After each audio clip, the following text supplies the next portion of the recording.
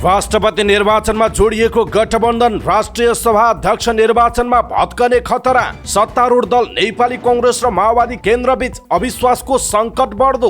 कांग्रेस र माओवादी बीच खटपट किन? के सत्ता गठबन्धन साँच्चै भत्किन लागेको? यसको विषयमा पुरै जानकारी। परिणाम दिन नसक्दा बेचैनी बढेको छ, परिस्थिति जटिल र चुनौतीपूर्ण छ भन्दै प्रधानमन्त्री पुष्पकमल दाहाल प्रचण्डको भनाई। जिम्मेवारी पञ्चायत राज्यलाई क्षति भए सोही व्यक्तिलाई क्षतिपूर्ति भराउने प्रणाली आवश्यक भएको प्रचण्डको जिकिर। विकासको कामले सिंहदरबार तात्नु पर्ने हो, शिथिल छ भन्दै प्रचण्डको स्वीकारोक्ति। लगानी सम्मेलनलाई मध्यनजर गरी कानूनहरूमा संशोधन हुँदैछ। मनोगत रूपमा सरकारका योजना र कार्यक्रम बनाउँदा हटाउनु पर्ने स्थिति आयो भन्दै अर्थमन्त्री प्रकाश शरण महत लक्षित। प्रधानमन्त्री प्रचण्डको टिप्पणी। ब्यान्डविड्थको प्लेटफर्म नहुँदा पूर्ण रूपमा टिकटक बन्द गर्न सरकारले नसकेको सञ्चार तथा सूचना प्रविधि मन्त्री रेखा शर्माको प्रश्नोक्ति। पूर्ण बहादुरको प्रतिवेदनले जनयुद्धको अपमान गरेको माओवादीको आरोप सच्याउन पहल गर्ने प्रचण्डको आश्वासन। महाधिवेशनमा एउटा मात्रै दस्तावेज सर्वसम्मत रूपमा ल्याउने नेकपा एकीकृत समाजवादीको निर्णय। राप्रपाले संसद सचिवालयमा दर्ता गर्यो जरुरी सार्वजनिक महत्वको प्रस्ताव। विदा हुनु अघि राष्ट्रिय सभामा 6 वर्षको अनुभव सुनाउँदै सांसदहरू। राष्ट्रिय सभामा खिमलाल देवकोटाको अनुभव। समयमै सभा सञ्चालन हुनु सभाको सबैभन्दा राम्रो पक्ष हो। संसदीय अनुगमनलाई प्रभावकारी बनाउन स्पष्ट मापदण्ड बनाउन आवश्यक रहेको राष्ट्रिय सभा सदस्य दिलकुमारी थापा रावलको भनाई। संसद र संसदीय समिति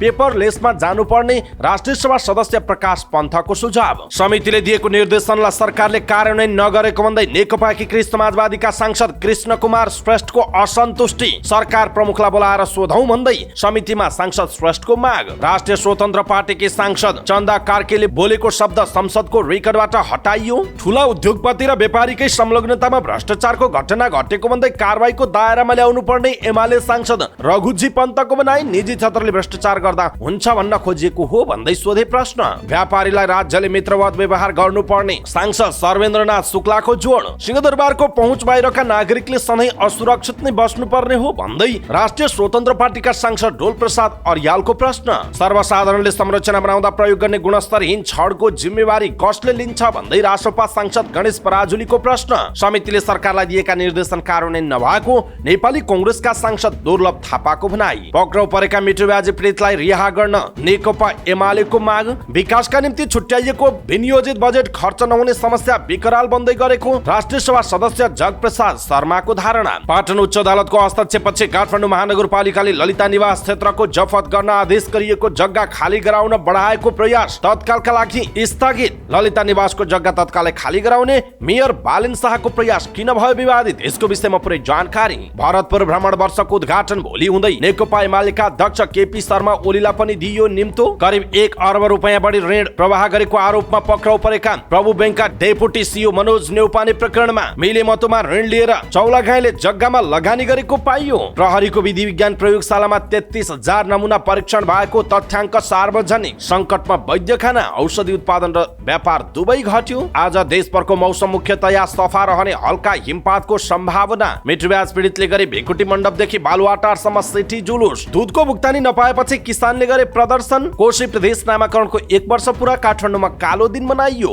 मृत भेटिएकी शालिनको बलात्कारपछि हत्या भएको परिवारको दावी। देशका छुट्टा छुट्टै सवारी दुर्घटनामा 3 जनाको मृत्यु। 14 वर्षीय बालिकालाई जबरजस्ती करणी गरेको आरोपमा प्रहरीले कैलालीबाट 1 जनालाई पक्राउ गर्यो। साताको अन्तिम कारोबारको दिन शेयर बजार परिसूचक 28.68 अङ्क घटेर 1972 अङ्कमा शेयर बजारका सबै समूह घटे। 2 अर्ब 59 करोडको शेयर कारोबार। आर्थिक मुद्दामा सबै राजनैतिक दलहरूको एउटै धारणा हुनुपर्ने नेपाल उद्योग वाणिज्य महासंघका अध्यक्ष चन्द्र ढकालको सुझाव। करको दर भन्दा पनि दायरा बढाउनु पर्ने नेपाल चेम्बर अफ कमर्सका अध्यक्ष राजेन्द्र मल्लको सुझाव। भारतमा करोडौं कर्मचारी हडतालमा उत्रँदै। हडतालमा किन उत्रँदैछन् भारतका करोडौं कर्मचारी? यसको विषयमा पुरै जानकारी। सन् 1993 को बम विस्फोटका अभियुक्त अब्दुल करिम टुण्डालाई अदालतले दियो सफाई। साफ अन्डर 16 महिला च्याम्पियनशिप भोलिदेखि घरेलु मैदानमा नेपाललाई अवसर। गौतम बुद्ध अन्तर्राष्ट्रिय क्रिकेट अङ्गशाला निर्माणका लागि टेन्डर आह्वान। र नेपालले अप्रिलमा युगान्डामा T20 सिरिज खेल्ने। दर्शक महानुभाव नमस्कार। समाचार पार्टी.com को न्यूज बुलेटिनमा यहाँलाई हार्दिक स्वागत छ। म प्रहलाद चन्द्र घिमिरे सदाको चाहिँ आज पनि हामी उपस्थित भएका छौँ आजका मुख्य समाचार, ब्रेकिङ न्युज अपडेट लगायत तपाईँलाई काम लाग्ने हेर्नै पर्ने महत्त्वपूर्ण समाचारहरू लिएर। हाम्रो मेहनतका लागि यो भिडियोमा एउटा लाइक अवश्य गर्नुहोला। दर्शक महानुभाव पलपलको न्युज अपडेट हेर्नका लागि हाम्रो च्यानललाई तपाईँले अहिलेसम्म सब्स्क्राइब गर्नुभएको छैन भने कृपया सब्स्क्राइब गर्नुहोस् अनि नजिकै आउने बेल आइकनलाई क्लिक गर्नुहोला। दैनिक रूपमा हेर्नुहुन्छ भने रेगुलर भनेर लेख्नुहोला। आज पहिलोचोटि हेर्दै हुनुहुन्छ भने फर्स्ट टाइम भनेर लेखिदिनु होला। देशभित्र हुनुहुन्छ भने आफू रहेको गाउँठाउँ सहर जिल्लाको नाम लेख्नुहोला। विदेशमा हुनुहुन्छ भने कुन देशबाट हामीलाई हेरिरहनु भएको छ त्यो कुरा तलको कमेन्ट बक्समा कमेन्ट गर्नुहोला। आउनुहोस् दर्शक महानुभाव आजका मुख्य समाचार सुरु गरौँ। राष्ट्रपतीय निर्वाचनमा जोडिएको सत्तारूढ गठबन्धन राष्ट्रिय सभा अध्यक्षको निर्वाचनमा भत्किने खतरा रहेको प्रसङ्गबाट। सरकारको नेतृत्वकर्ता नेकपा माओवादी केन्द्र र उसको प्रमुख सत्ता साझेदार नेपाली कांग्रेस दुवैले राष्ट्रिय सभाको अध्यक्षमा उम्मेदवारी दिने अडान राखेपछि सत्ता गठबन्धन भत्कन सक्ने अनुमान गरिन थालेको छ। गत राष्ट्रपतीय चुनावमा जोडिएको गठबन्धन राष्ट्रिय सभाको अध्यक्ष निर्वाचनमा भत्किने त होइन भन्ने प्रश्न उठिरहेको छ। नेपाली कांग्रेस र माओवादी केन्द्र बीच अविश्वासको सङ्कट अहिले बढिरहेको छ। यद्यपि कांग्रेस र माओवादीका केही नेताहरू राष्ट्रिय सभा अध्यक्षको निर्वाचन सम्बन्धी विषयले गठबन्धन सङ्कटमा नपर्ने र चाँडै शीर्ष नेताहरूबीच सहमति हुने दाबी समेत गरेका छन्। कतिपयले सत्ता गठबन्धनभित्र खटपटबाट प्रतिपक्ष नेकपा एमाले फाइदा लिन खोजेको र माओवादी एमाले निकटता बढेको औँल्याएका छन्। एमाले नेताहरू भने तत्काल माओवादी वा कांग्रेससँग गठबन्धनको सम्भावना नरहेको बताउँछन्। गठबन्धनका साझेदार कांग्रेस र माओवादी बीच यसअघि राष्ट्रिय सभाका लागि भएको निर्वाचनका बेला खटपट बढेको आशंका थियो। राष्ट्रिय सभा निर्वाचनमा वर्तमान सत्ता गठबन्धनका दलहरूले तालमेल गरेका थिए, तर कोशी प्रदेशमा माओवादीकी उम्मेदवार चम्पादेवी कार्की पराजित हुनुभयो, तर कांग्रेस उम्मेदवार कृष्णप्रसाद सेटौला भने विजयी हुनुभयो। कोशीमा एमालेकी रुक्मिणी कोइरालाले बाजी मार्नुभयो। राष्ट्रिय सभा सदस्य निर्वाचनमा प्रदेशसभा सदस्य, गाउँपालिकाका अध्यक्ष र उपाध्यक्ष तथा नगरपालिकाका प्रमुख र उपप्रमुख मतदाता हुने कानुनी व्यवस्था छ। त्यसैले कांग्रेसबाट निर्वाचित जनप्रतिनिधिले आफ्ना उम्मेदवारको साटो एमाले उम्मेदवारलाई मत दिँदा कोशीमा आफूले हार बेहोर्नु परेको माओवादी नेताहरूको गुनासो छ। दुई दलबीच खटपट बढाउने अर्को कारण हालै सम्पन्न नेपाली कांग्रेसको महासमिति बैठकमा उठेका तीनवटा विषय पनि भएको केही माओवादी नेताहरूले बताएका छन्। त्यसो त खटपटका मुख्य कारणहरू के हुन् त? नेपाली कांग्रेसका उपसभापति पूर्णबहादुर खड्काले महासमिति बैठकमा पेश गरेर पारित भएको नीति प्रस्तावमा माओवादी सशस्त्र द्वन्द्वको कडा शब्दमा आलोचना हुनु, महासमिति बैठकबाट महामन्त्री गगन थापाको आगामी चुनाव एक्लै लड्ने संकल्प गरिएको सांगठनिक प्रस्ताव पारित हुनु, बैठकबाट पारित नभए पनि कांग्रेसभित्र सनातन हिन्दू राष्ट्र पुनर्स्थापनाको मत बलियो हुनु रहेको छ। यी तीन विषयबारे माओवादीको मंगलबार र बुधबार भएको स्थायी कमिटिको बैठकमा पनि प्रखर रूपमा कुरा उठेको उक्त दलका एकजना सचिव गणेश शाहले बताउनुभयो। त्यस्तै कतिपय मन्त्रीहरू फेर्ने प्रधानमन्त्री प्रचण्डको योजनामा आफ्नो दलका मन्त्रीहरू फेर्न कांग्रेस सभापति शेरबहादुर देउवा तयार नभएको विवरण पनि आएका थिए। त्यसैले पनि दुई नेताबीच खटपट सुरु भएको अनुमान गरिएको छ। कोशीमा आफ्ना उम्मेदवार हारेको कुरा देखाउँदै माओवादी नेताहरूले पूर्व सहमति विपरीत राष्ट्रिय सभाको अध्यक्षमा आफ्नो उम्मेदवार उठाउने निर्णय गरेपछि कांग्रेस नेताहरूमा पनि शंका परेको बताइन्छ। सत्ता गठबन्धन बीच राष्ट्रिय सभाको चुनाव अघि नै कांग्रेस नेता सेटौलालाई राष्ट्रिय सभा अध्यक्ष बनाउने सहमति बनेको पाइएको थियो। यद्यपि स्थायी कमिटिको बैठकमा प्रचण्डले दिएको जवाफबारे माओवादी नेता शाहले भन्नुभएको छ, पार्टी अध्यक्षज्यूले त्यसबारे कुराकानी मात्र भएको, औपचारिक निर्णय भएको छैन भन्नुभएको छ। उहाँको भनाइ छ। कांग्रेस केन्द्रीय सदस्य एवं नेत्री पुष्प भुसाल पनि अहिले दुई दलबीच राष्ट्रिय सभा निर्वाचनलाई लिएर भिन्नै मत देखिए पनि शीर्ष नेताहरूबीचको छलफलपछि एउटा मिलन बिन्दुमा पुग्ने अवस्था रहेको उहाँले बताउनु भएको छ। त्यसो त बुधबार सम्पन्न माओवादी स्थायी कमिटिको बैठकले राष्ट्रिय सभा अध्यक्षमा आफ्नै दलले उम्मेदवारी दिने निर्णय गरेको उक्त दलका प्रवक्ता अग्नि सापकोटाले जानकारी दिनुभयो, तर कसलाई उम्मेदवार बनाउने भन्ने निर्णय नभएको उहाँले बताउनु भएको छ। यद्यपि गठबन्धनको बैठकले राष्ट्रिय सभाको उम्मेदवारबारे तय गर्ने दुवै दलका प्रवक्ताहरूले बताएका छन्। स्थायी कमिटी बैठकमा बोल्ने नेताहरूले संवैधानिक परिषदमा माओवादीको प्रतिनिधिको लागि पनि राष्ट्रिय सभा अध्यक्षमा आफ्नो दाबी हुनुपर्ने बताएको शाहले बताउनु भएको छ। प्रधानमन्त्रीको अध्यक्षतामा गठन हुने संवैधानिक परिषदमा प्रधान न्यायाधीश, प्रतिनिधि सभाका सभामुख, राष्ट्रिय सभा अध्यक्ष, प्रतिनिधि सभामा विपक्षी दलको नेता र प्रतिनिधि सभाको उपसभामुख सदस्य रहने संवैधानिक व्यवस्था छ। वर्तमान सत्ता गठबन्धनमा माओवादी कांग्रेस र नेकपा एकीकृत समाजवादी बीच हालुपालु प्रधानमन्त्री बन्ने आन्तरिक सहमति रहेको बताइने गरेको छ। सहमति अनुसार प्रचण्ड पहिला प्रधानमन्त्री बन्नु भएको थियो, तर उहाँ प्रधानमन्त्रीबाट हटेपछि संवैधानिक परिषदमा माओवादीको प्रतिनिधित्व नहुने भएकाले राष्ट्रिय सभा अध्यक्षमा आफ्नो दाबी दलले गर्नुपर्ने धारणा माओवादी नेताहरूको छ। संवैधानिक परिषदले विभिन्न संवैधानिक नियुक्तिबारे निर्णय गर्छ। त्यसो त माओवादी र कांग्रेसबीच देखिएको भनिएको मतभिन्नताका कारण गठबन्धन टुट्ने आशंका गरिए पनि दुवै दलका नेताहरू त्यसो हुन नसक्ने बताउँछन्। कांग्रेस नेता शाहले संविधान र गणतन्त्रको रक्षाका लागि र आफ्ना प्रतिबद्धता पूरा गर्नका लागि पनि शीर्ष दलबीच आपसी समझदारी रहेको र त्यसै अनुसार गठबन्धन अगाडि बढ्ने बताउनुभयो। कांग्रेस नेत्री भुसाल पनि अहिले देखिएको केही फरक मतकै कारण गठबन्धन नटुट्ने दाबी गर्नुहुन्छ। कांग्रेसले महासमितिबाट पारित गरेको एक्लै चुनाव लड्ने एजेन्डाले गठबन्धनलाई असर नगर्ने उहाँको भनाइरहेको छ। त्यसो त गठबन्धनका दुई प्रमुख दलबीच केही खटपट बढेका बेला विपक्षी नेकपा एमाले दुवै दलसँग दूरी कम गर्दै लगेको कतिपयको अनुमान छ। तर एमालेका नेताहरू अहिले नै कांग्रेस वा माओवादीसँग गठबन्धन हुने सम्भावना कम रहेको बताउँछन्। एमालेका उपमहासचिव प्रदीप घिवानले अहिले कुनै पनि दलसँग गठबन्धन गर्ने र सरकार बनाउने बारे खासै कुराकानी नभएको बताउनुभयो। उहाँले एमालेले गठबन्धन तोड्ने पहल नगरेको तर वर्तमान सरकार र गठबन्धन देशका लागि बोझ भएको आरोप समेत लगाउनु भएको छ। दर्शक महानुभाव, खास गरी नेकपा माओवादी केन्द्र र कांग्रेस बीच अविश्वास बढिरहेको छ। राष्ट्रपति निर्वाचनमा जोडिएको सत्ता गठबन्धन राष्ट्रिय सभा अध्यक्षमा भत्किने खतरा बढिरहेको छ। नेताहरूले खास गरी अध्यक्ष, राष्ट्रिय सभाको अध्यक्ष दुईटै दलले आफूले लिनुपर्ने आफ्ना समितिबाट निर्णय गराइसकेका छन्। त्यसले गर्दाखेरि कतै भत्किने त होइन भन्ने आशंका व्यक्त भएको छ। तर नेताहरूले यही कारणले सत्ता गठबन्धन नभत्कने पनि जनाएका छन्। यसप्रति तपाईको धारणा के छ? आफ्नो धारणा तलको कमेन्ट बक्समा कमेन्ट गर्नुहोला।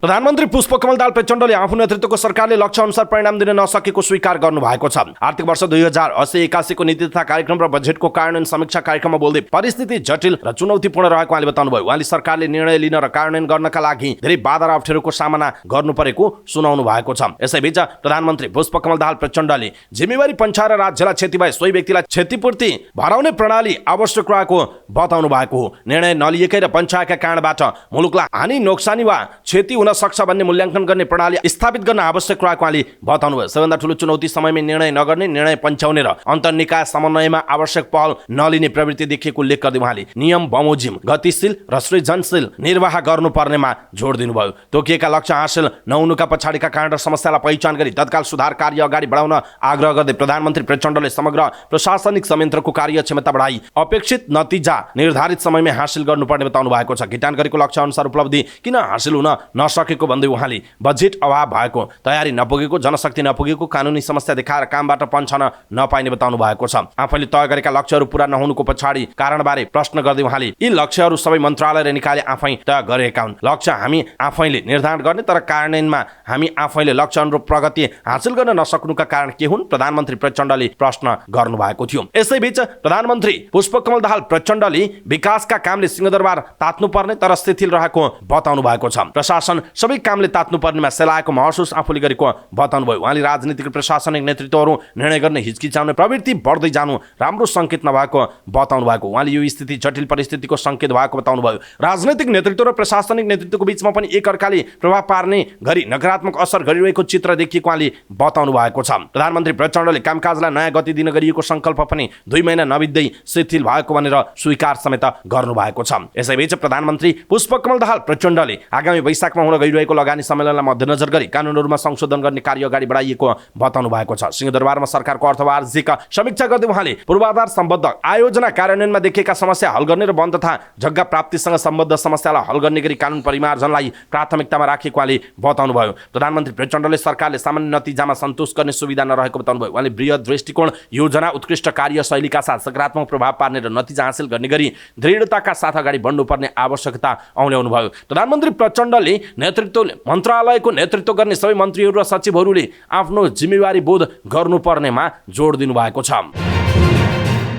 यसैबीच प्रधानमन्त्री पुष्पकमल दाहाल प्रचण्डले सरकारको काम कारबाहीप्रति आफूले असन्तुष्टि व्यक्त गर्नुभएको छ। सिंहदरबारमा सरकारको अर्धवार्षिक समीक्षा गर्दै उहाँले सरकारले गत श्रावण महिनामा निर्धारण गरेका लक्ष्य अनुसार काम हुन नसकेको बताउनुभयो। उहाँले योजना तथा कार्यक्रमहरू निर्धारण गर्दा वस्तुगत र वस्तुवादी हुन नसकेको बताउनुभयो। उहाँले मनोगत ढङ्गबाट लक्ष्यहरू निर्धारण गर्दा परिणाम प्राप्त हुन नसकेको बताउनु भएको हो। प्रधानमन्त्री पुष्पकमल दाहाल प्रचण्डले अर्थमन्त्री डाक्टर प्रकाश शरण महतप्रति लक्ष्य गर्दै मनोगत रूपमा सरकारका योजना र कार्यक्रम बनाउँदा अहिले परिमार्जन गर्नुपर्ने, घटाउनु पर्ने स्थिति देखिएको बताउनुभयो। उहाँले माघ मसान्तभित्र सम्पन्न हुनुपर्ने 1767 वटा माइलस्टोन मध्ये 36% मात्र सम्पन्न हुनु, 51% चालु अवस्थामा र 14% त सुरु नै हुन नसकेको अवस्था रहेको बताउनुभयो। उहाँले चालु आर्थिक वर्षमा कुल 3421 तय भएका माइलस्टोन मध्ये अहिलेसम्म 633 मात्र सम्पन्न हुनु र चालु आर्थिक वर्षको 9 महिना बितिसक्दा पनि 245 अझै सुरु हुन नसक्नुले हाम्रो कार्यक्षमतामाथि नै प्रश्न उठेको बताउनु भएको छ। प्रचण्डले माघसम्म कुल राजस्व सङ्कलन वार्षिक लक्ष्यको तुलनामा 39.9%, झन्डै 40% र माघसम्मको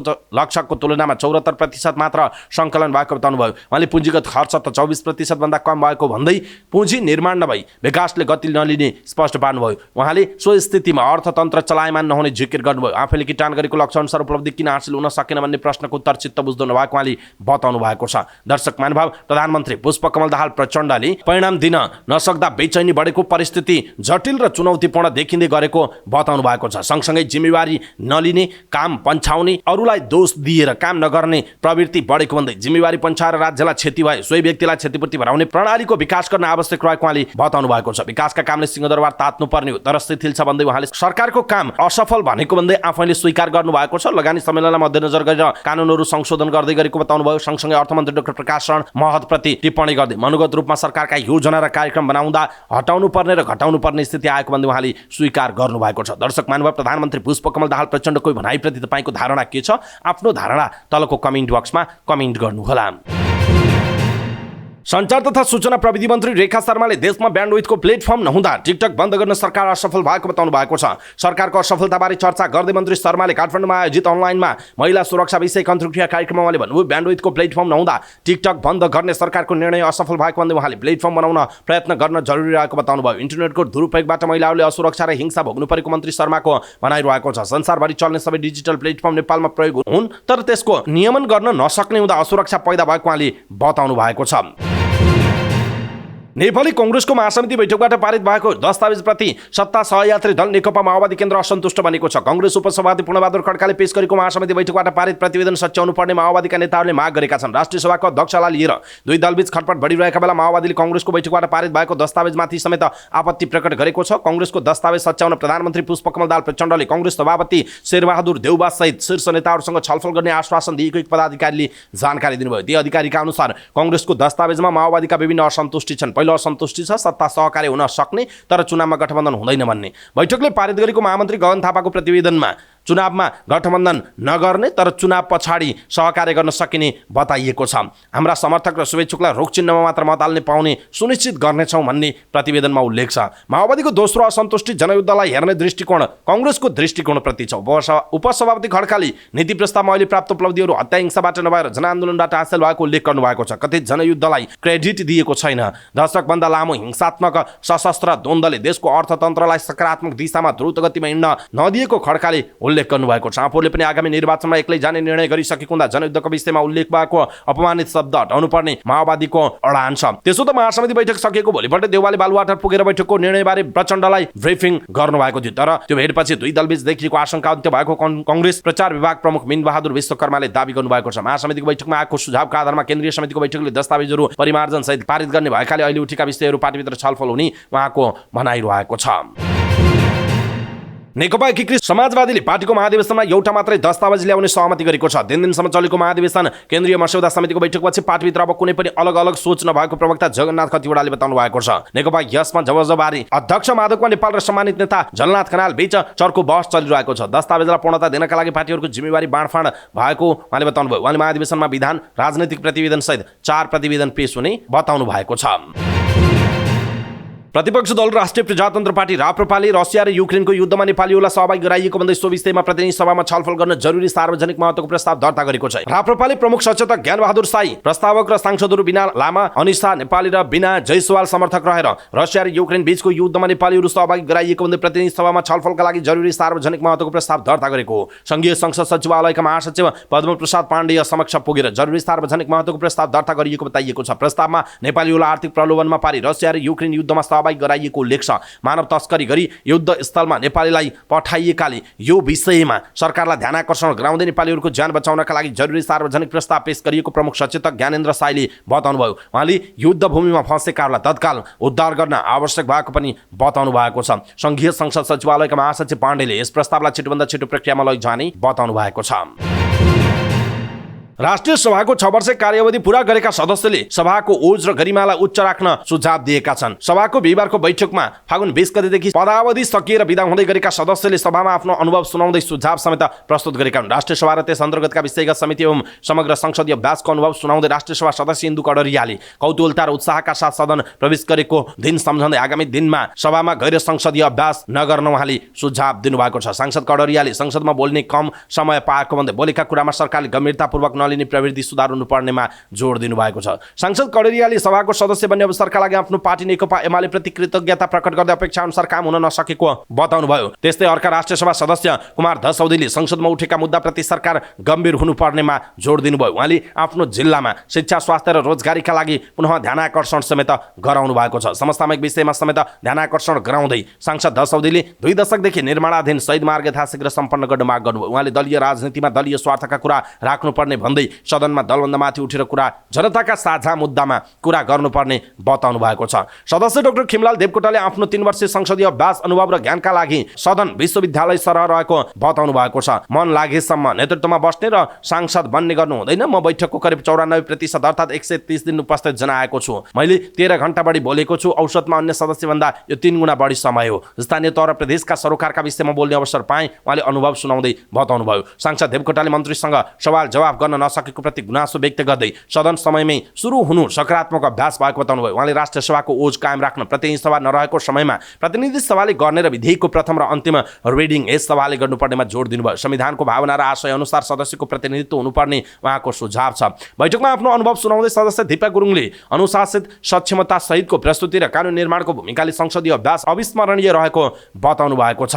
उहाँले आफ्नो पार्टी नेकपा एमाले प्रति आभार प्रकट गर्दै 6 वर्षको समयमा प्रतिपक्ष र सत्तापक्षको भावबाट माथि उठेर काम गरेको दावी गर्नुभयो। त्यस्तै सदस्य दिलकुमारी थापा रावल पार्वतीले मौलिक हकका लागि भन्नुपर्ने कानुनका लागि संकल्प प्रस्ताव पेश गरेको स्मरण गर्दै सार्वजनिक महत्त्वको प्रस्ताव अन्तर्गत सडक सुरक्षामाथिको प्रस्तावलाई आगामी दिनमा छलफल अगाडि बढाउन आग्रह समेत गर्नुभयो। उहाँले शून्य समयमा राष्ट्रिय सरोकारको विषय उठाएको स्मरण गर्नुभयो। सांसद रावलले विवादरहित समिति सञ्चालन गरेको भन्दै कोरमको अभावमा बैठक स्थगन समेत नभएको दावी गर्नुभयो। उहाँले संसदीय अनुगमन प्रभावकारी बनाउन सुझाव दिँदै संयुक्त अनुगमन र निर्देशनका लागि सुझाव समेत दिनुभयो। संसदभित्र विज्ञ रोस्टरको व्यवस्थाका लागि उहाँले आग्रह गर्नुभयो। सांसद रावलले राष्ट्रिय सभाले सदन सञ्चालन समयमै हेरेर सकारात्मक काम गरेको बताउनुभयो। सदस्य नरपति लुवाडले सभाको गरिमा बढाउने गरी काम गर्ने नवनिर्वाचित सदस्यहरूलाई सुझाव दिनुभयो। उहाँले संविधानले व्यवस्था गरेका हरेक हक कार्यान्वयनको सम्बन्धमा सदन र सरकारको ध्यानाकर्षण गराउनुभयो। सदस्य प्रकाश पन्थले संसदप्रति सरकारलाई जवाफदेही र जिम्मेवार बनाउन अझै सशक्त भूमिका निर्वाह गर्न सुझाव दिनुभयो। उहाँले सूचना प्रविधिको अधिकतम प्रयोग गर्दै संसद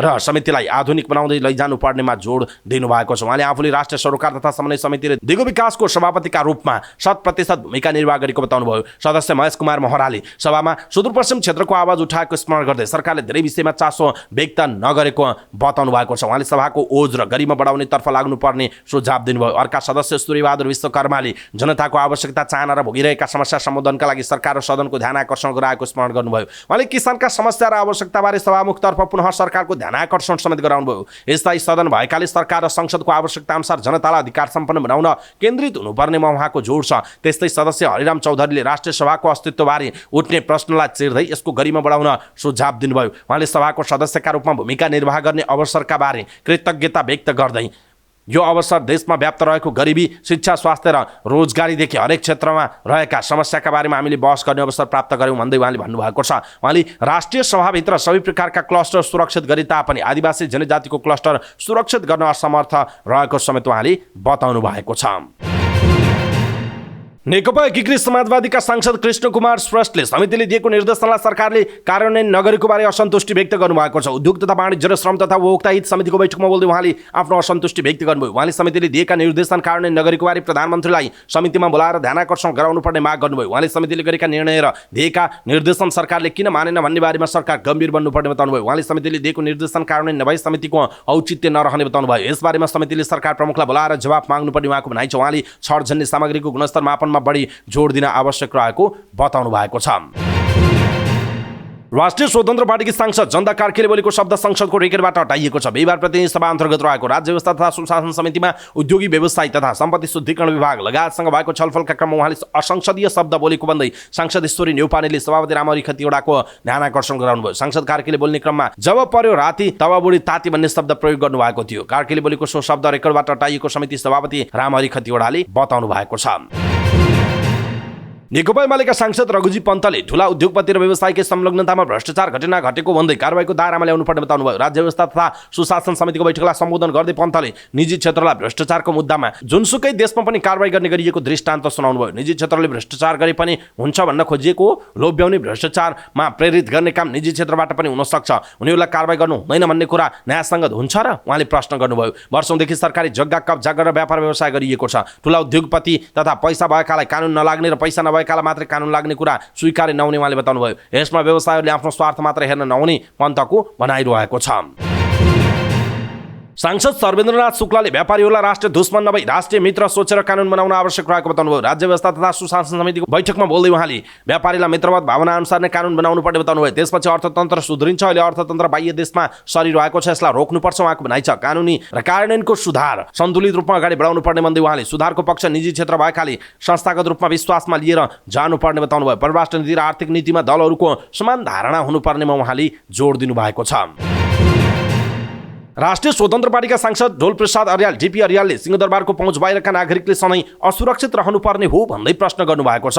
उद्योग तथा वाणिज्य र श्रम तथा उपभोक्ता हित समितिको बैठकमा बोल्दै उहाँले यस्तो प्रश्न गर्नुभएको। उहाँले जनताले बनाएका संरचनाहरूमा प्रयोग हुने छडजन्य सामग्रीको गुणस्तर मापन हुन नसकेको बताउनुभयो। उहाँले सरकारले बनाउने संरचनामा गुणस्तर पास नभएका सामग्रीहरू नागरिकहरूले संरचना बनाउँदै प्रयोग भइरहेको बारे सरकारको ध्यान आकर्षण गराउनुभयो। उहाँले जनतालाई गुणस्तरहीन सामग्रीहरू बेच्ने कुरा सरकार विहीन जस्तो अनुभव भएको बताउनु भएको छ। उहाँले सिंहदरबार सबै सुरक्षित, बाहिर सबै असुरक्षितको स्थिति आएको पनि उल्लेख गर्नुभयो। गुणस्तरहीन सामग्रीहरूको प्रयोग बन्द गर्न आवश्यक रहेको उहाँले बताउनु भएको छ। उहाँले नेपालमा आई काम गरिसकेपछि मजदुरहरूलाई राज्यले गर्ने व्यवहारले दूरगामी असर पर्ने भन्दै सोबारे पनि आवश्यक ध्यान दिनुपर्ने बताउनु भएको छ।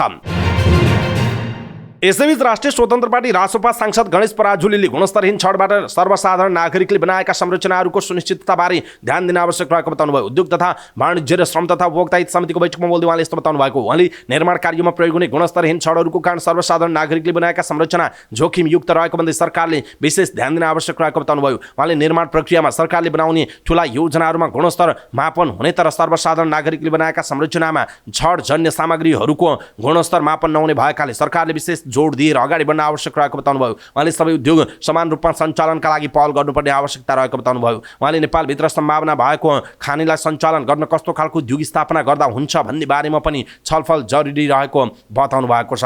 उहाँले नेपालमा रोजगारी बढी दिन सक्ने उद्योगहरूको सञ्चालन आवश्यक रहेको बताउनुभयो। नेपाली कांग्रेसका सांसद दुर्लभ थापाले समितिले सरकारलाई दिएका निर्देशन कार्यान्वयन नभएको प्रति असन्तुष्टि व्यक्त गर्नुभएको छ। उद्योग तथा वाणिज्य र श्रम तथा उपभोक्ता हित समितिको बैठकमा बोल्दै उहाँले असन्तुष्टि व्यक्त गर्नुभएको। उहाँले सीमित घराना र उद्योगीलाई फाइदा पुगोस् भन्ने हिसाबले प्रतिस्थापन विधेयक ल्याउन नहुने बताउनुभयो। उहाँले समितिले निर्देशन दिँदै जाने सरकारले हामीलाई नटर्ने हो भने समितिमा भएको छलफलको औचित्य नहुने बताउनुभयो। समितिमा फलामे छडको कच्चा पदार्थको रूपमा रहेको स्पन्ज आइरन र विलेट्स बीच भन्सार महसुल एवं अन्तःशुल्कका सम्बन्धमा समितिको मिति 2070 3 महिना 6 गतिको कार्यान्वयनका सम्बन्धमा छलफल भएको जनाइएको छ। राष्ट्रिय सभा सदस्य बिमला घिमिरेले मिठुब्याज पीडितहरूको माग सम्बोधन गर्न सरकारसँग आग्रह गर्नुभएको छ। राष्ट्रिय सभाको बैठकमा बोल्दै उहाँले यस्तो माग गर्नुभएको। उहाँले काठमाडौँमा आन्दोलन गर्दै आइरहेका मिठुब्याज पीडितहरू आन्दोलन गर्दै गर्दा सरकारले कुनै कुरा नसुनेपछि 14 गते संसद भवनको परिसरभित्रै छिरेर आन्दोलन गर्न बाध्य भएको अवस्थालाई सरकारले गम्भीर रूपमा लिनुपर्ने बताउनुभयो। उहाँले प्रदर्शनका क्रममा पक्राउ परेकाहरूलाई तत्काल रिहा गर्न माग गर्नुभयो। उहाँले मिठुब्याज पीडितका माग समयमै सम्बोधन नगर्दा थप दुर्घटना हुनेतर्फ सरकारले सोच्न आवश्यक रहेको बताउनु भएको छ। राष्ट्रिय सभा सदस्य जगप्रसाद शर्माले देशमा राजस्व सङ्कलन कम हुँदै गएको भन्दै चिन्ता व्यक्त गर्नुभएको छ। राष्ट्रिय सभाको बैठकमा बोल्दै उहाँले विकासका निम्ति छुट्याएको विनियोजन बजेट खर्च नहुने समस्या विकराल बन्द गएको बताउनुभयो। उहाँले देश अहिले आक्रान्त रहेको उल्लेख गर्नुभयो। उहाँले सरकारको ध्यान चाँडोभन्दा चाँडो यसतर्फ केन्द्रित हुनुपर्नेमा जोड दिनुभयो। उहाँले देशको विकास र समृद्धिसँग जोडिएका कुरालाई सरकारले आवश्यक चासो दिन नसकेको पनि बताउनु भएको छ। पाटन उच्च अदालतको हस्तक्षेपपछि काठमाडौँ महानगरपालिकाले ललिता निवास क्षेत्रको जफत गर्न आदेश गरिएको जग्गा खाली गराउन बढाएको प्रयास तत्कालका लागि रोकिएको जनाएको छ। हालै विशेष अदालतको फैसलाले बालुवाटार स्थित प्रधानमन्त्रीको सरकारी निवाससँगै जोडिएको 143 रोपनीभन्दा बढी जग्गा सरकारको नाममा ल्याएको थियो भने उक्त प्रकरणमा जोडिएका 2 पूर्व सचिव सहित केही अधिकारी र जग्गा बिक्रीमा संलग्न केही व्यक्तिलाई जेल सजाय तथा जरिवाना सुनाएको थियो। त्यसपछि बालेन शाहले नेतृत्व गरिरहेको काठमाडौँ महानगरले फागुन 9 गते उक्त क्षेत्र खाली गर्नु भन्दै सूचना निकालेको थियो। तर त्यसलाई चुनौती दिँदै पाटन उच्च अदालतमा दायर गरिएको निवेदनमाथि निर्णय गर्दै विशेष अदालतको फैसलामाथि फौजदारी कार्यविधि संहिता अनुसार प्रतिवेदन गर्ने म्याद कायम रहेको भन्दै उच्च अदालतमा दायर निवेदकहरूको अन्तिम टुङ्गो नलागेसम्म यहाँ रहेका घर नभत्काउन, क्षति नपुर्याउन र अवस्था यथास्थितिमा राख्न आदेश दिएको थियो। त्यसो त विवाद के हो? ललिता निवास जग्गा प्रकरणमा विशेष अदालतले फागुनको पहिलो साता 17 पृष्ठ लामो संक्षिप्त फैसला जारी गरेको थियो। त्यसमा विभिन्न 65 जना व्यक्तिका नाममा दर्ता गरिएका जग्गा जफत गर्ने र सरकारको नाममा ल्याउन आदेश दिएको थियो। विशेष अदालतले फैसलामा उक्त मुद्दाको पूर्ण पाठपछि उपलब्ध हुने पनि जनाइएको छ। तर त्यो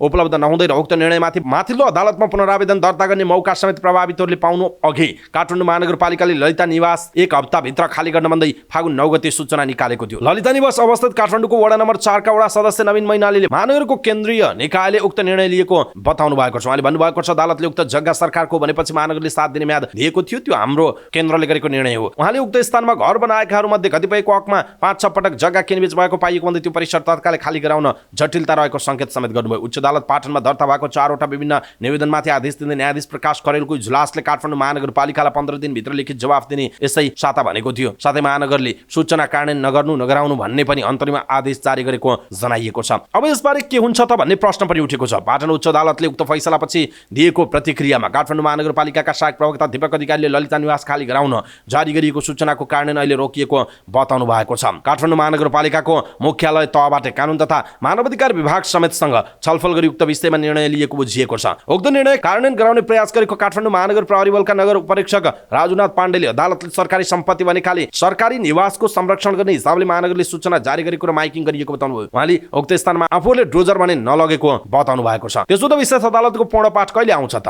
प्रहरीको अनुसन्धानका आधारमा अख्तियार दुरुपयोग अनुसन्धान आयोगले ललिता निवास जग्गा इनामिना प्रकरणमा 3 मन्त्री सहित 175 जना विरुद्ध विशेष अदालतमा मुद्दा दायर गरेको थियो। विशेष अदालतले आफ्नो फैसलामा मन्त्रीहरूलाई सफाई दिएको थियो भने 2 पूर्व सचिव र केही कर्मचारी सहित जग्गा बिक्रीमा संलग्न कतिपय व्यक्तिलाई 2 वर्षसम्म कैद र जरिवानाको फैसला सुनाएको थियो। साधारणतया अदालतले 3 साताभित्र पूर्ण पाठ दिनुपर्ने व्यवस्था भए पनि मुद्दाको चाप सहितका कारणले गर्दा समय लाग्ने गरेको विशेष अदालतका अधिकारीहरू बताउँछन्। विशेष अदालतका प्रवक्ता धनबहादुर कार्कीले यो मुद्दा ठुलो हो, धेरैजना प्रतिवादी रहेकाले पूर्ण पाठ आउन केही समय लाग्छ, अर्को 1-1.5 महिना लाग्न सक्छ भनेर भन्नुभएको छ। उहाँले विभिन्न पक्षहरू समेटेर फैसला लेखिने उल्लेख गर्दै प्रतिवादीहरू धेरै हुँदा ललिता निवास प्रकरणको पूर्ण पाठ आउन सामान्य मुद्दामा बढी समय लाग्ने जानकारी दिनुभएको छ। विशेष अदालतका प्रवक्ता कार्कीले अदालतको आदेशप्रति चित्त नबुझेको खण्डमा म्याद पाएको मितिले 35 दिनभित्र सर्वोच्च अदालतमा पुनरावेदन दर्ता गर्न सकिने पनि बताउनु भएको छ।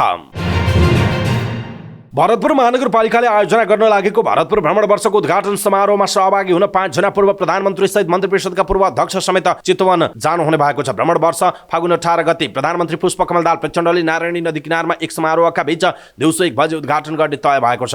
करिब 50,000 सहभागी हुने उद्घाटन समारोहमा एमाले अध्यक्ष एवं पूर्व प्रधानमन्त्री केपी शर्मा ओली पनि सहभागी हुने बताइएको छ। शुक्रबार दिउँसो हेलिकप्टरबाट चितवन पुग्ने कार्यक्रम छ। कांग्रेस सभापति एवं पूर्व प्रधानमन्त्री शेरबहादुर देउवा, पूर्व प्रधानमन्त्री समेत रहनुभएका एकीकृत समाजवादीका अध्यक्ष माधव नेपाल, सम्मानित नेता झलनाथ कनाल एवं मन्त्री परिषदका पूर्व अध्यक्ष खिलराज रेग्मी पनि सहभागी हुने भरतपुर महानगरपालिकाका प्रमुख प्रशासकीय अधिकृत नरेन्द्र राणाले जानकारी दिनुभयो। उहाँका अनुसार विभिन्न प्रदेश प्रमुखहरू, मुख्यमन्त्रीहरू, मन्त्री, सांसदहरू सहित अति विशिष्ट व्यक्तिहरूको उद्घाटन समारोहमा सहभागिता रहनेछ। उद्घाटन समारोहमा सहभागी हुन प्रधानमन्त्री पुष्पकमल दाहाल प्रचण्ड, एकीकृत समाजवादीका अध्यक्ष माधव नेपाल बिहीबार नै चितवन जाने कार्यक्रम छ भने बाँकी नेताहरू शुक्रबार जाने कार्यक्रम तय भएको छ। पूर्व प्रधानमन्त्री डाक्टर बाबुराम भट्टराईलाई पनि निम्तो गरिएको, उहाँ कार्यव्यस्तताका कारणले सहभागी हुन नसक्ने जनाको महानगर सञ्चार विज्ञ सुरेश चन्द्र अधिकारीले जानकारी दिनुभयो। सत्ता गठबन्धनका नेताहरू सहभागी हुनुलाई सामान्य मानिए पनि एमाले अध्यक्ष केपी शर्मा ओली भरतपुर मेयरको निमन्त्रणालाई स्वीकार गरेर जान लागेकोलाई अर्थपूर्ण रूपमा हेरिएको छ। ओली प्रधानमन्त्री हुँदा नारायणगढ गोदराङ 6 लेनको सडक र भरतपुर सिटी हल शिलान्यास समारोहमा महानगर प्रमुख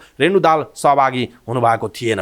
यसपटक नगर प्रमुख दाहाल आफैले ओलीलाई फोन गरेर भ्रमण वर्ष समारोहमा सहभागी हुने निम्ता गर्नुभएको थियो। उद्घाटन समारोह स्थललाई भव्य बनाउने कार्य अन्तिम चरणमा पुगेको प्रमुख प्रशासकीय अधिकृत राणाले बताउनुभयो। उद्घाटन समारोह अगाडि महानगरका 29वटै वडाबाट विभिन्न झाँकी सहितको र्याली निकाल्ने र नारायणी नदी किनारमा जाने कार्यक्रम तय भएको छ। 2 लाख बाह्य र 5 लाख आन्तरिक पर्यटक भित्र्याउने लक्ष्य सहित भरतपुर भ्रमण वर्ष सुरु गर्न लागि महानगरले जनाएको छ।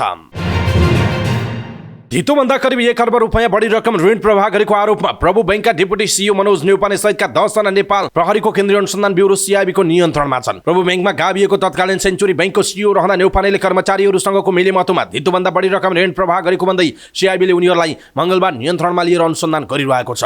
धितोभन्दा करिब 1 अर्ब रुपैयाँ बढी रकम दिलाएको अनुसन्धानबाट खुलेपछि सीआईबीले न्यौपाने सहित 10 जनालाई 7 दिन हिरासतमा राखेर अनुसन्धान गर्न उच्च अदालत पाटनले अनुमति समेत दिएको छ। तत्कालीन सेन्चुरी बैंकको सीईओ हुँदा न्यौपाने सहितका व्यक्तिले ललितपुरको देउराली बचत तथा ऋण सहकारी संस्थाका अध्यक्ष रविन्द्र चौलागाईलाई मिलेमतोमा ऋण दिइरहेका थिए। सेन्चुरी कमर्सियल बैंक गत वर्ष प्रभु बैंकमा गाभिएको थियो। देउराली बहुद्देश्य सहकारीको रकम ठगी प्रकरणमा पक्राउ परेका चौलागाई अहिले कारागारमा छन्। उनीसँग अनुसन्धानको सिलसिलामा ब्युरोले सेन्चुरी बैंकको ऋण प्रवाहमा अनियमितता गरेको पाएको थियो। चौलागाई समेतको लगानीमा रहेका 4वटा कम्पनीमा सेन्चुरी बैंकले ऋण प्रवाह गरेको थियो। ती company Puja trading and marketing, three brothers marketing, Puja marketing र अन्नपूर्ण डिस्टिलरी रहेको जनाइएको छ। ब्युरोका प्रवक्ता प्रहरी उपरीक्षक होवेन्द्र बोगटीका अनुसार ती कम्पनीमा सेन्चुरी बैंकले 2 अर्ब 11 करोड 65,55,731 रुपियाँ ऋण प्रवाह गरेको थियो। धितो मूल्याङ्कनले 1 अर्ब 14 करोड 33,84,258 मात्र ऋण दिनुपर्नेमा न्यौपाने सहितका व्यक्तिको मिलेमतोमा 97 करोड 41,70,772 रुपियाँ बढी दिएको खुलासा भएको छ। चौलागाईले सहकारीका बचतकर्ताको 2 अर्ब बढी रकम ठगी गरेको पाइएको छ। चौलागाईले बचतकर्ताले राखेको 100% रकम आफू र आफ्नो परिवारका सदस्यको नाममा जग्गा खरिदमा लगानी गरेको पाइएको। उनले राजधानीका विभिन्न स्थानमा 110 रोपनी जग्गा खरिद गरेको अनुसन्धानले देखाएको छ। वीरगञ्ज महानगरपालिका 5 घर भई हाल ललितपुर 10 को पण्डोल बस्ने न्यौपाने सहित पक्राउ पर्नेमा राजेश भण्डारी, दिलीप बराल, सुभाष बहादुर श्रेष्ठ, अनुपमा श्रेष्ठ, मानन्द सबिन घिमिरे, रमन श्रेष्ठ, दीपेश प्रधान, तुलसी गौतम र सुनिल बस्नेत रहेको जनाइएको छ। चल्तीका बैंकर नै पक्राउ परेपछि वाणिज्य बैंकरको छाता संगठन नेपाल बैंकर संघमा हलचल मचिएको छ। प्रभु बैंकका नायब प्रमुख कार्यकारी अधिकृत मनोज न्यौपाने, सेन्चुरी बैंकका पूर्व प्रमुख कार्यकारी अधिकृत तुलसीराम गौतम लगायतलाई सिआइबीले पक्राउ गरेपछि संघले बुधबार नै बैठक बोलाएर छलफल गरेको थियो। बैठकपछि संघका प्रतिनिधिहरू नै सिआइबीका प्रमुख गृहमन्त्री र नेपाल राष्ट्र बैंकका गभर्नर समेतलाई भेट्न पुगेको जनाइएको छ। नेपाल प्रहरीको विधि विज्ञान प्रयोगशालाले चालू आर्थिक वर्षको 7 महिनाको अवधिमा 33,000 नमुना परीक्षण गरेको छ। प्रहरी प्रधान कार्यालयका अनुसार प्रयोगशालाले 5,431 मुद्दाका 33,122 नमुना परीक्षण गरेको जनाएको छ। प्रयोगशालामा 5,574 मुद्दाका 30,612 वटा नमुना प्राप्त भएको थियो। नयाँ र पुरानो गरी यतिको संख्यामा नमुना परीक्षण गरिएको प्रहरी प्रवक्ता डीआईजी भीमप्रसाद ढकालले बताउनुभयो। उहाँका अनुसार प्रयोगशालाले भौतिक सबूत प्रमाणको वैज्ञानिक परीक्षण, विश्लेषण, तुलना एवं पहिचान गरी अपराध अनुसन्धान कार्यमा प्रभावकारी सहयोग पुगेको छ। प्रयोगशालाले चालू आर्थिक वर्षमा 20 विज्ञान तर्फ 6,762, जीव सिरम विज्ञानतर्फ 7,979, रसायन लागु औषधतर्फ 6,317, डकुमेन्टतर्फ 6,187, सशस्त्र विज्ञानतर्फ 2,048, औँठा छापतर्फ 3,272, भौतिक विज्ञानतर्फ 16, डीएनए तर्फ 358 र 20 पटक पदार्थतर्फ 183 वटा नमुनाको परीक्षण गरेको जनाइएको छ। विधि विज्ञान प्रयोगशालाका सूचना अधिकारी प्रहरी उपरीक्षक योग बहादुर पालका अनुसार दैनिक प्राप्त हुने नमुना परीक्षणका लागि सीमित जनशक्ति र प्रविधिको उच्चतम प्रयोग गर्दै छिटो छरितो कार्य सम्पादन गर्न प्रयोगशाला सक्रिय छ। यसलाई अझ व्यवस्थित बनाउँदै विशेषज्ञ राय प्रदान गर्न निरन्तर क्रियाशील भई लागेको उहाँले बताउनुभयो। काठमाडौँको सामाखुसीमा रहेको प्रयोगशाला हाल अपराध अनुसन्धान विभाग अन्तर्गत रहेको छ। सुनसरी र बाँकेमा विधि विज्ञान इकाइ कार्यालय सञ्चालित छन्। तीनवटै प्रयोगशालाबाट प्रहरी, अदालत, अख्तियार, दुरुपयोग अनुसन्धान आयोग लगायतलाई विधि विज्ञान सेवा उपलब्ध गराउँदै आएको जनाइएको छ। देशकै सबैभन्दा पुरानो औषधि उत्पादन गर्ने सरकारी आयुर्वेद औषधि उद्योग सिंहदरबार वैद्यखाना उत्पादन र व्यापार दुवै घटेपछि सङ्कटमा परेको छ। विक्रमसम्म 2052 सालदेखि समिति बनाएर काम गर्दै आएको यो वैद्यखानाले देशमा उपलब्ध रहेको प्राकृतिक जडीबुटीको प्रयोग गरेर करिब 185 प्रकारका आयुर्वेदिक औषधिको उत्पादन गरिरहेको थियो। तर अहिले औषधि उत्पादन र व्यापार दुवै घटेको बताइएको छ। एलोपेथिक उपचार प्रणालीको प्रभाव बढेको र आयुर्वेदिक उपचार पद्धतिप्रति सर्वसाधारणको घट्दो विश्वासका कारण वैद्यखानाको व्यवस्थापनमा सरकारले पनि चासो दिएको छैन। बरु राजनीतिक हस्तक्षेपका कारण वैद्यखाना थप सङ्कटोन्मुख भएको छ। वैद्यखानामा पछिल्लो 5 वर्षमा 11 जना कार्यकारी निर्देशक फेरिएका छन्। स्वास्थ्य तथा जनसङ्ख्या मन्त्रालयले आफ्नो अनुकूल कार्यकारी निर्देशक फेरबदल गर्ने गर्दा वैद्यखाना नै सङ्कटतर्फ धकेलेको वैद्यखानाका वरिष्ठ मार्केटिङ अधिकृत ऋषिराज रेग्मीले बताउनु भएको छ। उहाँका अनुसार वैद्यखानाले आर्थिक वर्ष 2074-75 मा 5 करोड 34 लाख रुपियाँको औषधि बिक्री गरेको थियो। तर 5 वर्षपछि आर्थिक वर्ष 2079-80 मा 1 करोड 27 लाख रुपियाँको व्यापार गरेको छ। यसरी हेर्दा 5 वर्षमा वैद्यखानाको व्यापार करिब तीव्रले घटेको छ। वैद्यखानाले आर्थिक वर्ष 2076-77 मा 2 करोड 17 लाख, 77-78 मा 2 करोड 68 लाख, 78-79 मा 1 करोड 85 लाख रुपियाँको व्यापार गरेको थियो। वैद्यखानाको व्यापार घटेपछि औषधि उत्पादन पनि घटेको छ भने अहिले कर्मचारीहरूले तलब खाना समेत धौधौ पर्ने अवस्था बनेको छ। वरिष्ठ मार्केटिङ अधिकृत रेग्मीका अनुसार सरकारले सहयोग गर्न छाडेको छ। उहाँका अनुसार पहिले वैद्यखानाले 100 भन्दा बढी प्रकारका औषधि उत्पादन गर्ने गरेको थियो। तर अहिले पनि कर्मचारीहरूलाई पारिश्रमिक समेत दिन सक्ने अवस्थामा नपुगेको बताइएको छ। विश्व स्वास्थ्य संगठन WHO को मापदण्ड अनुसार औषधि उत्पादन गर्न गुड म्यानुफ्याक्चरिङ प्र्याक्टिस GMP मा जानुपर्छ। तर 4 शताब्दीको लामो इतिहास बोकेको यो वैद्यखानामा औषधि उत्पादन गर्ने उपकरणहरू भने पुराना प्रयोग हुने गरेका छन्। औषधि उत्पादन गर्न आवश्यक बजेटको अभाव हुने गरेको उहाँले बताउनुभयो। उहाँका अनुसार केही महिनादेखि वैद्यखानाले फिक्स डिपोजिटको पैसा झिकेर तलब खुवाइरहेको छ। औषधि बनाउने उपकरण पुराना भएका छन् भने कच्चा पदार्थ खरिद गर्न बजेटको समस्या छ। दुवैको व्यवस्थापन गर्न समिति आफैले मात्र सक्ने अवस्था छैन। वैद्यखानालाई सरकारले आवश्यक बजेट सहयोग गरेमा पुरानै अवस्थामा फर्काउन सकिने उहाँले बताउनु भएको छ। आज काठमाडौँ सहित देशभरको मौसम मुख्यतः सफा रहने मौसम पूर्वानुमान महाशाखाले जनाएको छ। महाशाखाका अनुसार नेपालमा पश्चिमी वायुको आंशिक प्रभाव रहेको छ। अहिले देशका पहाडी भूभागमा आंशिक बदली रही बाँकी भूभागमा मौसम मुख्यतः सफा रहने जनाइएको छ। त्यस्तै बिहिबार दिउँसो कोशी भागमती र गण्डकी प्रदेशका पहाडी भूभागमा आंशिक बदली रही बाँकी भूभागमा मौसम मुख्यतः सफा रहने महाशाखाले जनाएको छ। कोशी र गण्डकी प्रदेशका उच्च पहाडी तथा हिमाली भूभागका 1-2 स्थानमा हल्का हिमपातको सम्भावना रहेको लेख्छ। त्यस्तै बेलुका कोशी भागमती र गण्डकी प्रदेशका पहाडी भूभागमा आंशिक बदली रही बाँकी भूभागमा मौसम मुख्यतः सफा रहने मौसमविदहरूले जनाएका छन्। मित्रराज पीडितहरूले बिहिबार राजधानीमा सिटी जुलुस निकालेका छन्। पीडितहरूले बिक्रोटी मण्डपदेखि बालुवाटारसम्म सिटी बजाउँदै जुलुस निकालेका हुन्। मित्रराज विरुद्ध न्याय मार्च गर्दै हिँडेरै काठमाडौँ आइपुगेका पीडितहरूको विभिन्न 6 बुँदी माग अगाडि सारेका छन्। उनीहरूको माग सम्बोधनको प्रयासस्वरूप सरकारसँग वार्ता भए पनि सहमति पनि जुट्न सकेको छैन। माग पुरा नभए पनि पीडितहरूले आन्दोलन जारी राखेका छन्। मित्रराज पीडितले बिक्रोटी मण्डपलाई केन्द्र बनाएर आन्दोलन गर्दै आएको जनाइएको छ।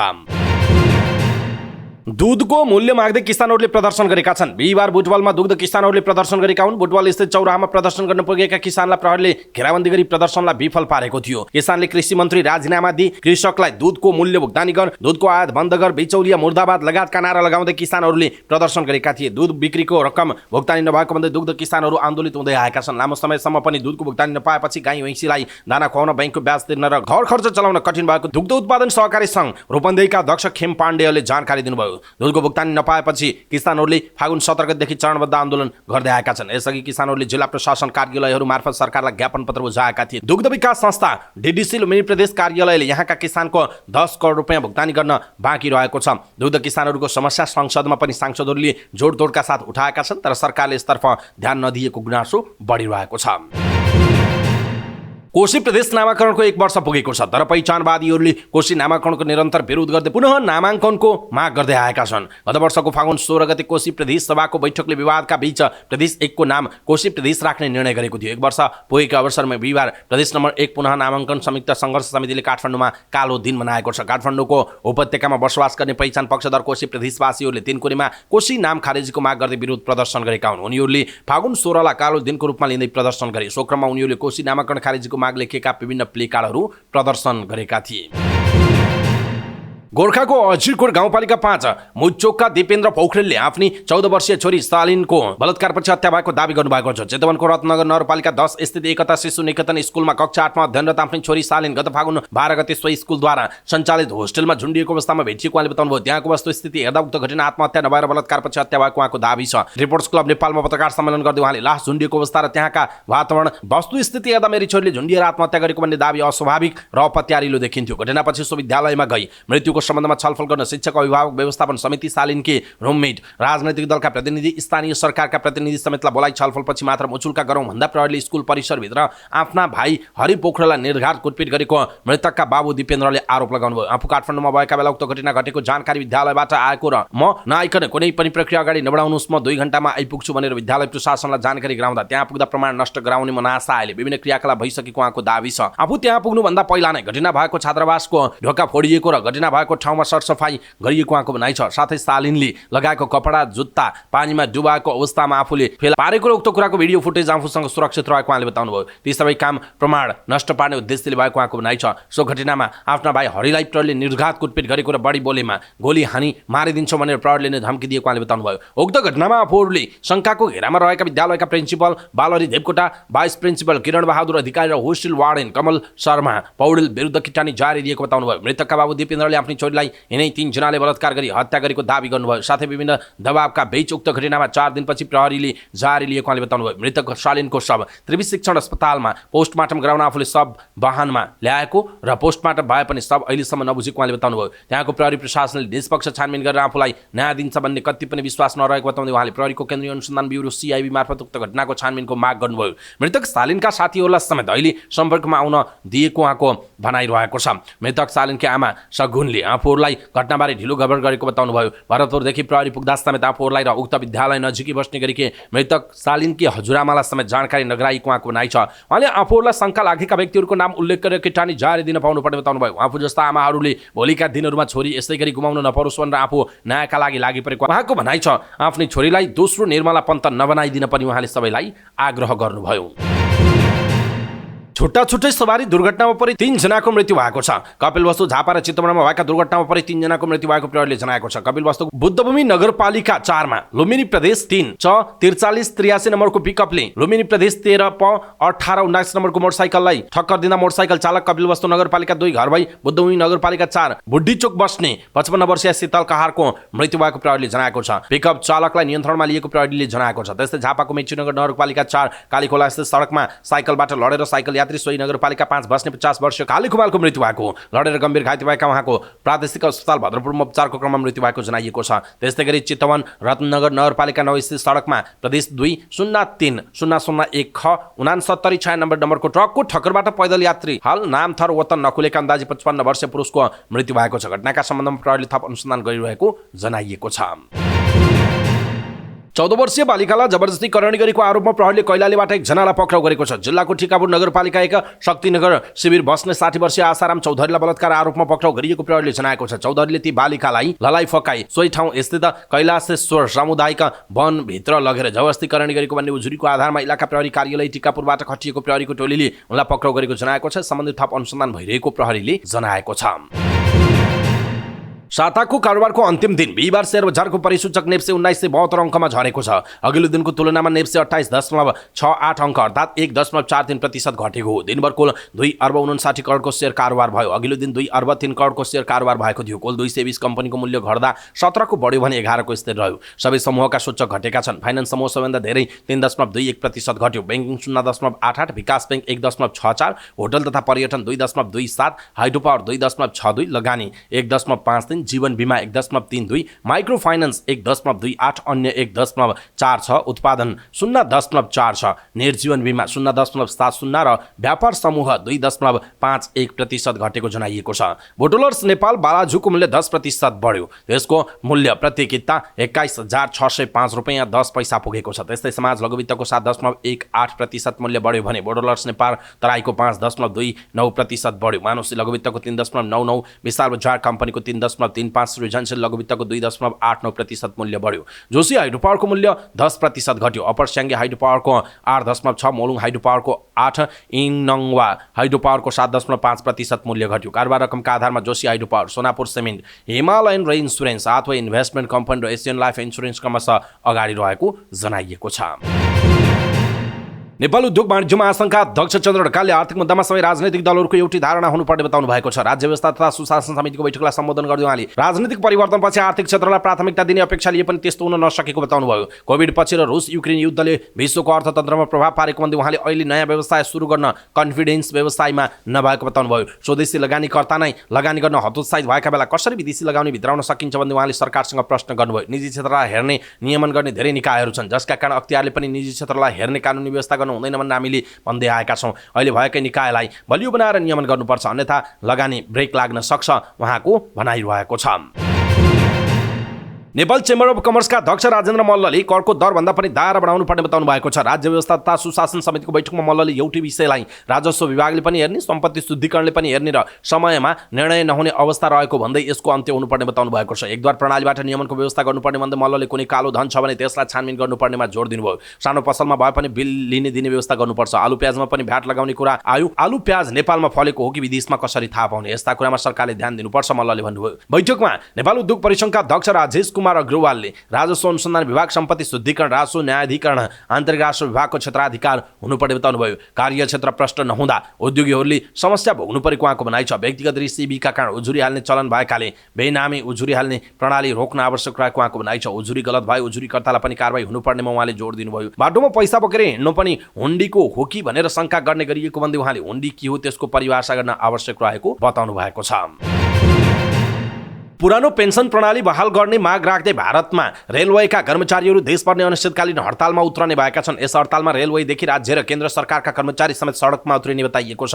रेलवे र केन्द्रका सार्वजनिक क्षेत्र उपक्रम सहित केन्द्रीय सरकारका 28 लाख कर्मचारी र राज्य सरकारका 3 करोड भन्दा बढी कर्मचारी र शिक्षकसँग काम गर्ने कर्मचारी संगठन र संघहरूको एउटा मञ्चले मे 1 देखि अनिश्चितकालीन हडतालको घोषणा गरेका छन्। अहिलेको राष्ट्रिय निवृत्ति भरण योजना NPS को सट्टा पुरानो पेन्सन योजना OPS लाई पुनर्स्थापना टुण्डाको मागसहित मे 1 देखि अनिश्चितकालीन हडताल हुन लागेको जनाइएको छ। भारतको अंग्रेजी भाषाको पत्रिका द हिन्दूको समाचार अनुसार joint forum for restoration of world pension स्किमको दिल्लीमा बसेको बैठकले यस्तो निर्णय गरेको हो। जेएफआरओपीएसले सर्वसम्मतिबाट मार्च 19 मा सम्बन्धित प्रशासनलाई हडतालबारे सूचना दिने निर्णय गरेको छ। यस विषयमा केन्द्र सरकारसँगको छलफल विफल भएपछि हडतालमा जाने निर्णय गरिएको बताइएको छ। खबरका अनुसार अनिश्चितकालीन हडतालको आह्वान गर्नुअघि रेलवे केन्द्र अन्तर्गतका विभिन्न विभाग र सार्वजनिक संस्थानहरूमा हडतालका लागि मतदान गरिएको थियो। यसलाई लगभग सबै कर्मचारीहरूले समर्थन दिएको दावी गरिएको छ। अजमेरको टाढा अदालतले सन् 1993 मा देशका 5 शहरमा भएका श्रृङ्खलाबद्ध बम विस्फोटको मुद्दामा बिहिबार आफ्नो फैसला सुनाएको छ। यस मुद्दामा अदालतले अब्दुल करिम टुण्डालाई सफाई दिएको छ भने अन्य 2 जना हमेदुद्दिन र इरफानलाई आजीवन कारावासको सजाय सुनाएको जनाइएको छ। सन् 1993 मा बाबरी मस्जिद ध्वस्त बनाएको वर्षगाँठमा मुम्बई, हैदराबाद, कानपुर, लखनऊ र सुरतमा रेलमा श्रृङ्खलाबद्ध बम विस्फोट भएको थियो। अदालतको फैसलापछि टुण्डाका वकिल शफिक तुल्ली सुल्तानीले सञ्चारकर्मीसँग भनेका छन् कि अदालतले अब्दुल करिम टुण्डामाथि दर्ता भएका कुनै पनि मुद्दामा दोषी ठहर गरेको छैन। टुण्डा विरुद्ध दर्ता भएका सबै मुद्दामध्ये कुनै पनि मुद्दामा टुण्डा दोषी प्रमाणित हुन सकेनन्। त्यसैले उनले सफाई पाएका छन्। उनी पूर्णतया निर्दोष छन्। सिआइबीले टुण्डा विरुद्ध टाढा ऐन, आइपीसी, रेलवे ऐन, हतियार ऐन, विस्फोटक सम्बन्धी ऐन कुनै पनि प्रमाण पेश गर्न सकेन। त्यसैले अदालतले सबै धारा र ऐनबाट टुण्डालाई सफाई दिएको छ। फेब्रुअरी 27 मा टाढा अदालतमा सुनवाई सकिएको थियो। श्रृङ्खलाबद्ध बम विस्फोटका मुख्य अभियुक्त बनिएका टुण्डा अजमेरको उच्च सुरक्षा कारागारमा बन्द छन्। सन् 2013 मा नेपाल भारत सीमाबाट पक्राउ परेपछि उनलाई गाजियाबाद जेलमा राखिएको थियो, जहाँबाट उनलाई अजमेर जेलमा सारिएको थियो। उनलाई कडा सुरक्षामा बिहिबार बिहान अदालतमा पुर्याइएको थियो। त्यसक्रममा उनी व्हीलचेयरमा बसेको देखिएको छ। दक्षिण एसियाली फुटबल महासंघको क्यालेन्डर अनुसार अखिल नेपाल फुटबल संघ इन्फाको आयोजनामा हुने साफ अन्डर 16 महिला च्याम्पियनसिप फागुन 18 गतेदेखि 27 गतेसम्म हुने भएको छ। प्रतियोगिता इन्फा कम्प्लेक्सको मैदान 7 बाटोमा हुनेछ। प्रतियोगिताको पूर्व सन्ध्यामा बिहिबार काठमाडौँमा आयोजित पत्रकार सम्मेलनमा नेपाली राष्ट्रिय अन्डर 16 महिला टोलीका प्रशिक्षक चक्र तामाङले खेलको तयारी स्वरूप खेलाडीहरूले 1 महिनादेखि तयारी गरेकाले आफ्नो पक्षमा नतिजा आउने दावी गर्नुभयो। गत वर्ष भएको साफ 15 को उपाधि नेपाली टोलीले जितेको टोलीकी सदस्य अहिलेको कप्तान रहेको भन्दा तामाङले नेपाली टोली पहिलेको भन्दा बलियो भएकोले दावी गर्नुभयो। नेपालको सिनियर टोलीले विभिन्न प्रतियोगिताहरूमा राम्रो प्रदर्शन गरिरहेको भन्दै तामाङले उक्त प्रदर्शनले जुनियर टोली उत्साहित र खुसी भएको बताउनुभयो। शुक्रबारबाट हुने प्रतियोगितामा नेपाल सहित भुटान, बङ्गलादेश र भारत सहभागी हुनेछन्। प्रतियोगिताको उद्घाटन खेलमा शुक्रबार भारत र भुटान बीच खेल हुनेछ। घरेलु टोली नेपालको पहिलो खेल 19 फागुनमा बङ्गलादेशसँग हुनेछ। प्रतियोगितामा सहभागी 4 टिमले राउन्ड रोबिन लिग खेलेपछि शीर्ष 2 टिमले फाइनल खेल खेल्ने जनाइएको छ। भरतपुर महानगरपालिकाले गौतम बुद्ध अन्तर्राष्ट्रिय क्रिकेट रङ्गशाला निर्माणका लागि टेन्डर आह्वान गरेको छ। महानगरपालिकाले रङ्गशालाको पहिलो चरणको निर्माण कार्यका लागि 1 अर्ब 10 करोड रुपियाँको टेन्डर आह्वान गरेको। भरतपुर महानगरपालिका 15 रामपुरमा निर्माणाधीन रङ्गशाला करिब 3 वर्षदेखि अलपत्र अवस्थामा थियो। रङ्गशाला निर्माणको नेतृत्व लिएको मुस्तुन्तली फाउन्डेसनले आर्थिक सहयोग जुटाउन नसकेपछि महानगरपालिकालाई स्वामित्व हस्तान्तरण गरेको थियो। महानगरपालिकाले बिहिबार सार्वजनिक सूचना जारी गरेर इच्छुक र योग्य कम्पनीलाई 1 महिनाभित्र आवेदन पेश गर्न आह्वान गरेको छ। भरतपुर महानगरपालिकाका वरिष्ठ इन्जिनियर सन्तोष आचार्यका अनुसार टेन्डरको प्रस्ताव 31औं दिनमा खोलिनेछ र त्यसको करिब 2 हप्तामा प्राप्त प्रस्तावकहरूको मूल्याङ्कन गरी छनौट भएको कम्पनीलाई निर्माणको जिम्मा दिइनेछ। रङ्गशाला प्रकृतिको काम गरेको निर्माण कम्पनीलाई प्राथमिकता दिइने महानगरका वरिष्ठ इन्जिनियर आचार्यले बताउनुभयो। टेन्डर सम्बन्धी गुनासो भए 20 दिनभित्र महानगरपालिकामा सम्पर्क गर्न प्रकाशित सूचनामा भनिएको छ। रङ्गशालाको पहिलो चरणमा 10,000 जना क्षमताको स्ट्यान्ड, त्यस्तै मैदानको सम्पूर्ण काम, पेभिलियन सहित 2 वटा टावर बिल्डिङ निर्माण हुनेछ। यो काम पूरा हुँदा रङ्गशालाको क्षमता 15,000 जनाको पुग्नेछ। महानगरपालिकाले विगत 5 वर्षमा सरदर 58 करोडको वार्षिक निर्माण कारोबार गरेको राष्ट्रिय निर्माण कम्पनीसँग बोलपत्र आह्वान गरी रङ्गशाला निर्माणको प्रक्रिया थालेको। यसअघि बागमती सरकार र भरतपुर महानगरपालिकाले क्रमशः 70 र 30 को साझेदारीमा रङ्गशाला निर्माण गर्ने सहमति भएसँग अलपत्र अवस्थामा बनेको रङ्गशाला निर्माण गर्ने निश्चित भएको छ। भरतपुर महानगरपालिकाका प्रमुख रेणु दाहालले भ्रमण वर्ष 2024 को एउटा आकर्षक गन्तव्य रङ्गशाला भएकाले सकारात्मक सन्देशका लागि भ्रमण वर्ष उद्घाटन अगावै टेन्डर आह्वान गरिएको बताउनुभयो। लामो समयको अथक मेहनत, प्रयास र तत्परताले रङ्गशाला निर्माण कार्य सुनिश्चित भएकाले नेपाली खेलकुद जगतका लागि उत्साह थपिएको उहाँले उल्लेख गर्नुभयो। उहाँले सन् 2027 मा हुने अन्डर 19 महिला विश्वकप क्रिकेट प्रतियोगिता यही मैदानमा खेलाउने गरी तयारी थालिएको बताउनुभयो। कार्तिक 23 गते नेपाल सरकारको मन्त्री परिषद बैठकले गौतम बुद्ध अन्तर्राष्ट्रिय क्रिकेट रङ्गशाला मोरङको विराटनगर र काठमाडौँको मूलपानीलाई राष्ट्रिय गौरवको आयोजनाका रूपमा अगाडि बढाउने निर्णय गरेको थियो। रङ्गशाला निर्माणका लागि छनौट भएको कम्पनीले 2.5 वर्षभित्र रङ्गशाला बनाइसक्नु पर्नेछ। रङ्गशालाको सबै काम पूरा गर्न 3.5 अर्ब रुपियाँ लाग्छ। पहिलो चरणको काम पूरा भएपछि दोस्रो चरणको निर्माण सुरु हुने महानगरपालिकाले जनाएको छ। नेपालले आउँदो अप्रिलमा युगान्डामा T20 सिरिज खेल्ने भएको छ। T20 विश्वकपको तयारी रहेको नेपालले युगान्डामा 4 देश सम्मिलित T20 सिरिज खेल्न लागेको हो। सिरिजमा नेपालसहित युगान्डा, नेदरल्यान्ड्स र नामिबिया खेल्नेछन्। सिरिजको आयोजना युगान्डाले गर्नेछ। युगान्डा क्रिकेट सङ्घका अध्यक्ष माइकल नुवागावाली अप्रिलमा 4 देशीय सिरिज आयोजना गर्ने घोषणा गर्नुभयो। क्रिकेट सङ्घको शनिबार भएको वार्षिक साधारण सभामा नुवागावाले T20 विश्वकपको तयारी स्वरूप आउँदो अप्रिलमा 4 देश सम्मिलित विशेष श्रृङ्खला आयोजना गर्ने घोषणा गर्नुभएको हो। श्रृङ्खलामा युगान्डासहित नेदरल्यान्ड्स, नेपाल र नामिबिया सहभागी हुने सङ्घका अध्यक्ष नुवागावाले बताउनु भएको छ। नेपाल क्रिकेट सङ्घ क्यानका क्रिकेट म्यानेजर विनोद दासले पनि युगान्डामा हुने सिरिजबारे अहिलेसम्म आफूहरूलाई जानकारी नआएको प्रतिक्रिया दिनुभएको छ। युगान्डामा हुने सिरिजबारे अहिलेसम्म आफूलाई कुनै जानकारी नभएको दासले भन्नुभएको छ। हवस् त दर्शक महानुभाव, समाचारपाटी.com को न्युज बुलेटिन अहिलेका लागि यति नै। हामीले प्रस्तुत गरेका यी समाचारहरूप्रति तपाईँको धारणा के छ? आफ्नो धारणा तलको कमेन्ट बक्समा कमेन्ट गर्नुहोला। हाम्रो मेहनतका लागि यो भिडियोमा एउटा सानो लाइक अवश्य गर्नुहोला। दर्शक महानुभाव, पलपलको न्युज अपडेट हेर्नका लागि हाम्रो च्यानललाई तपाईँले अहिलेसम्म सब्स्क्राइब गर्नुभएको छैन भने कृपया सब्स्क्राइब गर्नुहोस् अनि नजिकै आउने बेल आइकनलाई क्लिक गर्नुहोला। समाचारपाटी.com को न्युज बुलेटिन नेपाली समयअनुसार भोलि बिहान 5 बजे लिएर फेरि हामी उपस्थित हुनेछौँ। पलपलको न्युज अपडेटका लागि समाचारपाटी.com हेर्दै गर्नुहोस्। नमस्कार।